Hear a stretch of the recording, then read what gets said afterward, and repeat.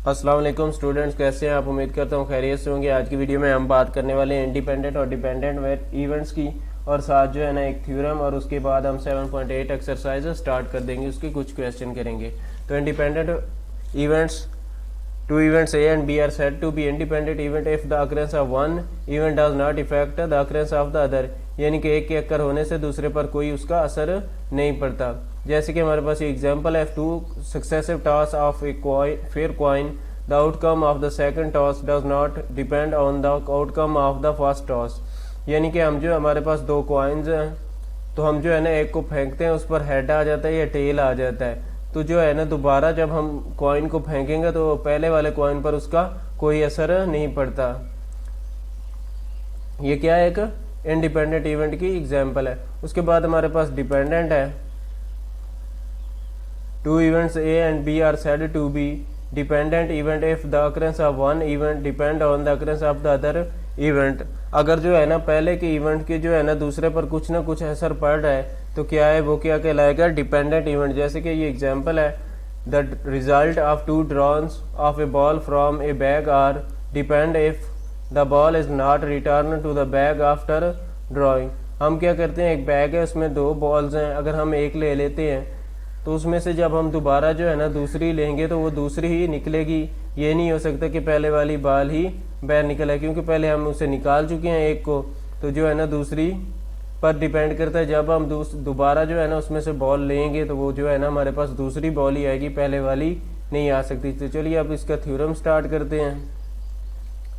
If A and B is two independent events then prove that probability A intersection B is equal to probability of A and probability of B। इसका चलिए proof देखते हैं। Late कर ले हमारे पास S1 and S2 B two sample space हैं for event A and B। Two sample space हैं, उनके इवेंट्स क्या हैं? एक का A है और दूसरे का B है रिस्पेक्टिवली। सच दैट जो नंबर्स ऑफ सैम्पल स्पेस 1 है उसके क्या है? N, और जो नंबर ऑफ सैम्पल स्पेस ए है, सॉरी इवेंट ए है, उसमें कितने एलिमेंट्स हैं या नंबर्स हैं? वो क्या है? 1 है। तो जो प्रोबेबिलिटी है इवेंट ए की, वो क्या आ जाएगी? N of A divisible by N of S1। तो हमारे पास ये हमने पहले ही कहा था कि हमारे पास जो S1 के नंबर्स हैं वो क्या हैं? M है, और A का हमारे पास क्या है? M1। तो जो इसकी प्रोबेबिलिटी है वो क्या आ जाएगी? M1 divisible by M। इसी तरह NS2 हमारे पास है, वो N के बराबर है, और जो है ना उस इवेंट N के नंबर जो है ना वो कितने? N1। तो हमारे पास प्रोबेबिलिटी ऑफ B क्या आ जाएगी? N1 डिविजिबल बाई N के। Since A and B are independent events therefore number of possible outcome from the event A intersection B is equal to M multiply N। ये हम definition में कर चुके हैं, इंडिपेंडेंट की डेफिनेशन में। तो उसकी जो है ना नंबर्स ऑफ पॉसिबल आउटकम्स क्या आ जाएंगी? N A इंटरसेक्शन B क्या आ जाएगा? M multiply N। और number of favourable outcome from the events, तो वो क्या आ जाएंगे? M1 multiply M N1। तो दोनों की जब हम प्रोबेबिलिटी लेंगे, P intersection A intersection B is equal to M1 multiply N1 divisible by M multiply N is equal to probability of A और प्रोबेबिलिटी ऑफ B आ जाएगा। क्योंकि हम इन्हें अलग-अलग लिख सकते हैं, मल्टीप्लाई हो रहे हैं, M1 divisible by M multiply N1 divisible by N। तो ये हमारे पास प्रोबेबिलिटी किसकी थी? P ऑफ A की थी, और ये हमारे पास P ऑफ B की थी, यानी प्रोबेबिलिटी B की थी। तो चलिए इसकी एक्सरसाइज स्टार्ट करते हैं। हमारे पास इसका फर्स्ट क्वेश्चन है, the probability that a person A will be alive 50 year hence is 5/7। जो प्रोबेबिलिटी है, एक बंदा है ए उसका नाम है, वो जो है ना 15 साल तक जिंदा रहेगा, उसकी प्रोबेबिलिटी क्या है? 5/7 है। And the probability that an other person B, हमारे पास एक दूसरा पर्सन है बी, वो भी 15 साल तक जिएगा, लेकिन उसकी प्रोबेबिलिटी क्या है? 7/9 है। Find the probability that both will be alive for 50 year hence. हमने बताना है कि दोनों की जो कॉमन प्रोबेबिलिटी है ना वो क्या है। तो चलिए इसके सोल्यूशन देखते हैं। Let probability of A is equal to man A will be alive in 50 years. उसकी प्रोबेबिलिटी हमें बता दी गई थी क्वेश्चन में ही, क्या थी 5/7। और हमारे पास next let P of B is equal to man P B will be alive in the next 50 years. Probability of B हमारे पास क्या आ जाएगा 7/9। Since A and B are independent events, so probability that both man A and B will be alive in the next 50 years is. तो दोनों की जो है ना इंडिपेंडेंट है एक दूसरे से, इसलिए जो है ना उनकी प्रोबेबिलिटी क्या होगी, probability of A intersection B हमारे पास क्या आ जाएगा, probability of A probability of B 5 divisible by 7 and 7 divisible by 9। तो 7 से 7 हम कैंसिल कर देंगे, 5/9 हमारे पास आंसर आ जाएगा। क्वेश्चन नंबर 3 है, determine the probability of getting 2 heads in 2 successive toss of a balanced coins. हम क्या कॉइन लेते हैं उसे 2 टाइम्स टॉस करते हैं और हमने बताना है कि उसमें हेड कितने दफा आने की प्रोबेबिलिटी है। The sample space of this experiment is, हमारे पास दोनों या तो हेड आ सकते हैं या एक हेड एक टेल, या टेल हेड आ सकते हैं या दोनों ही टेल आ जाएंगी। तो जो है ना इसकी सैंपल स्पेस किसके बराबर हो जाएगी 4, क्योंकि इसमें 4 एलिमेंट्स हैं। अब let A denotes the events that 2 heads appear. तो अब हमारे पास 2 हेड्स सिर्फ 1 टाइम ही अपेयर हो सकते हैं, इससे ज्यादा टाइम नहीं। तो ये हमारे पास किसके बराबर आ जाएगा 2 टाइम्स हेड। तो एन ऑफ ए हमारे पास किसके बराबर आ जाएगा 1 के। तो प्रोबेबिलिटी ऑफ ए किसके बराबर आ जाएगी N A divisible by N S is equal to 1/4। Question number 5 है, 2 cards are draw from a decks of 52 playing card. हमारे पास 52 है प्लेइंग कार्ड, उनमें से हमने क्या करना है 2 कार्ड्स लेने हैं।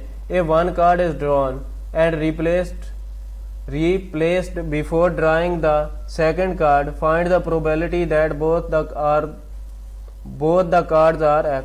हम क्या कर रहे हैं, वो कहता है कि हम जो है ना उसमें से 2 कार्ड लेते हैं। हम जब पहला कार्ड उसमें से निकालते हैं ना, तो हम क्या करते हैं उसे फिर दोबारा दूसरा कार्ड सेलेक्ट करने से पहले जो पहले वाला कार्ड हमने निकाला था उसमें दोबारा से उन कार्ड्स में शामिल कर देते हैं और फिर से हम जो है ना दूसरा कार्ड को सिलेक्ट करते हैं। तो आप बता दें कि दोनों में जो है ना एस यानी कि एक का जो ए होता है कार्ड वाला, वो वाला जो है ना उसकी प्रोबेबिलिटी क्या है।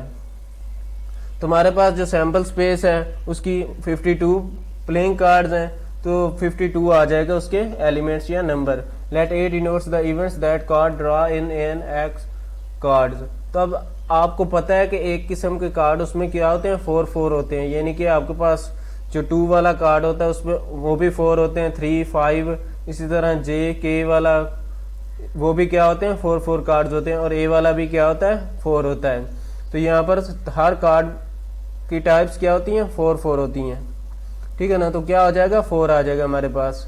इसके बाद प्रोबेबिलिटी ऑफ ए क्या आ जाएगा N A divisible by N S is equal to 4 और 52 1/13 आ जाएगी जब हम इसे डिवाइड करेंगे। तो let B denotes the event that second card draw and also an X card. तो जब हमने पहले वाले को वापस दोबारा इंसर्ट कर दिया था उसमें, तो फिर हर कार्ड की वही प्रोबेबिलिटी होगी नंबर 4 आएंगे तो उसकी प्रोबेबिलिटी भी सेम ही आ जाएगी 1/13। तो probability of A intersection B हमारे पास क्या आ जाएगा, probability of A and probability of B 1/13 हमारे पास किसके बराबर आ जाएगी ना, मल्टीप्लाई करने से 1/169। क्वेश्चन नंबर 7 है, 2 dice are thrown twins. What is the probability that sum of the dots show in the first throw is 7 and the second throw is 11?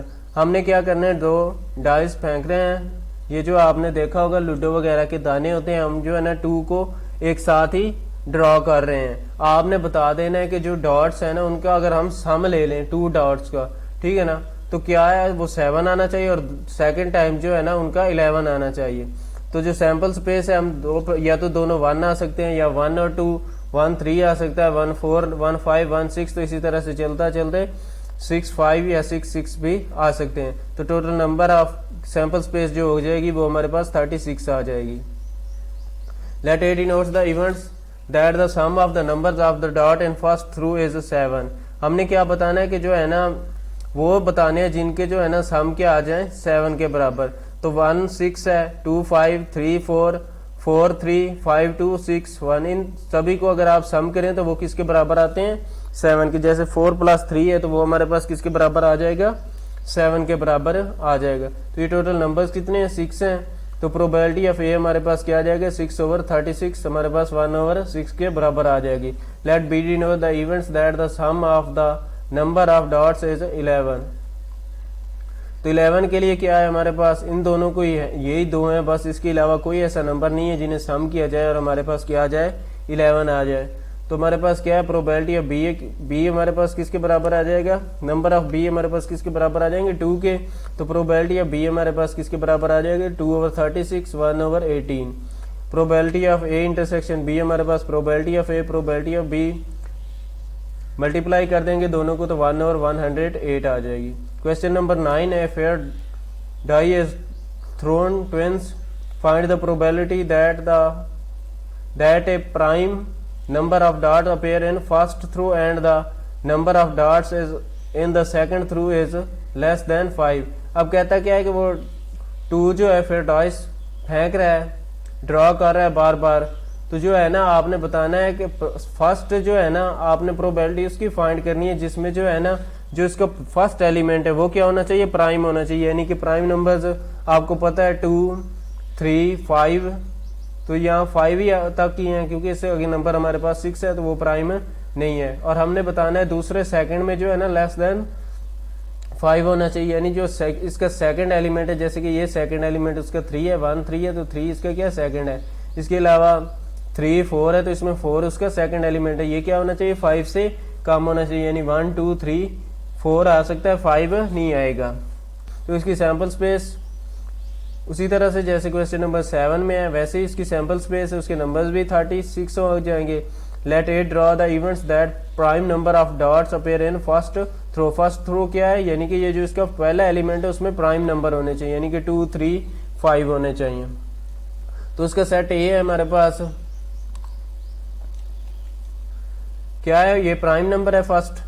उसके बाद जो भी नंबर आएंगे वो प्राइम, उन पर कोई कंडीशन है। उसके बाद ये 3 है तो ये हमारे पास प्राइम है, 4 हम छोड़ देंगे। उसके बाद हमारे पास 5 प्राइम है तो हमको 5 ले लेंगे। तो ये टोटल नंबर हमारे पास 18 बन जाएंगे। तो प्रोबेबिलिटी ऑफ ए क्या आ जाएगा 18/36 1/2। इसी तरह से let B denotes the event that dot appear in second throw are less than 5। क्या होना चाहिए जो सेकंड थ्रो है वो लेस देन 5 होना चाहिए। जैसे कि ये जो सेकंड है हमारे पास 1 2 3 और 4 आ रहा है, आगे हमने 5 नहीं लिया, हमने क्या करना था लेस देन 5 तक ही नंबर्स लेने थे। तो इनका अगर आप काउंट करेंगे तो वो आपके पास 24 नंबर्स बनते हैं। ये एलिमेंट्स ऑफ बी हैं।